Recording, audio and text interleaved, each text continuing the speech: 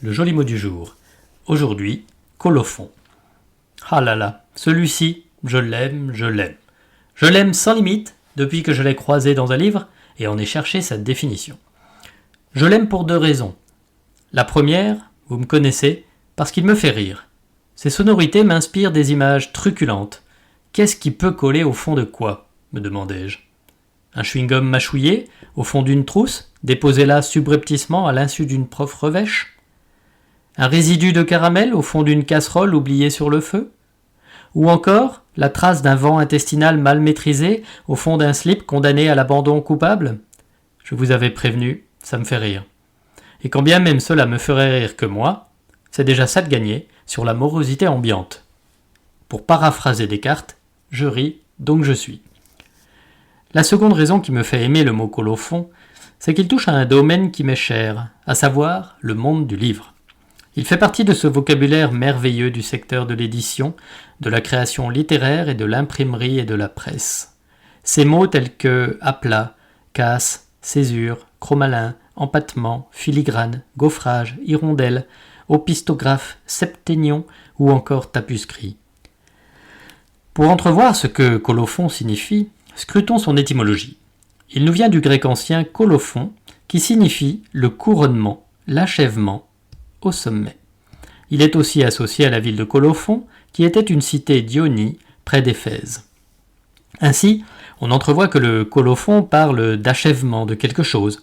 On sent qu'il est susceptible d'en marquer la fin.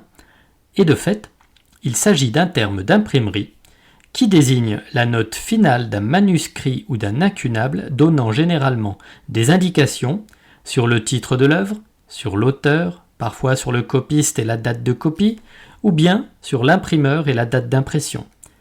Il sera par la suite remplacé par la page de titre.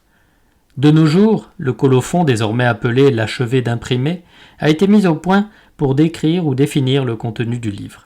Chez nos voisins belges, on emploie parfois à sa place le joli mot de grébiche. Enfin, dans le monde de la presse, on emploiera le terme tellement poétique d'ours. Oui, l'ours, comme l'animal, allez savoir pourquoi, qui est cet encadré, placé dans les premières pages ou sur la dernière, et qui recense tous les intervenants ayant participé à la fabrication du journal ou du magazine publié.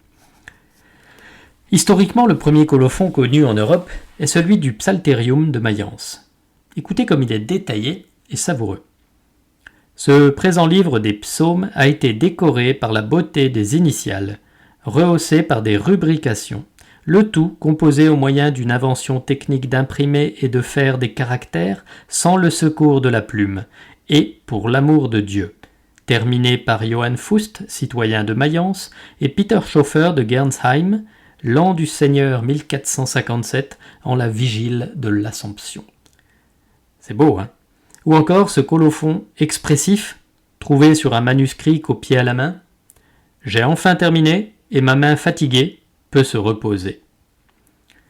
Pour être exhaustif, notez que le colophon est également un genre de coléoptère de la famille des lucanes. Seulement là, je ne vois pas très bien le lien avec le reste, si ce n'est que, peut-être, le corps de cet insecte est couronné, terminé par des mandibules très développées.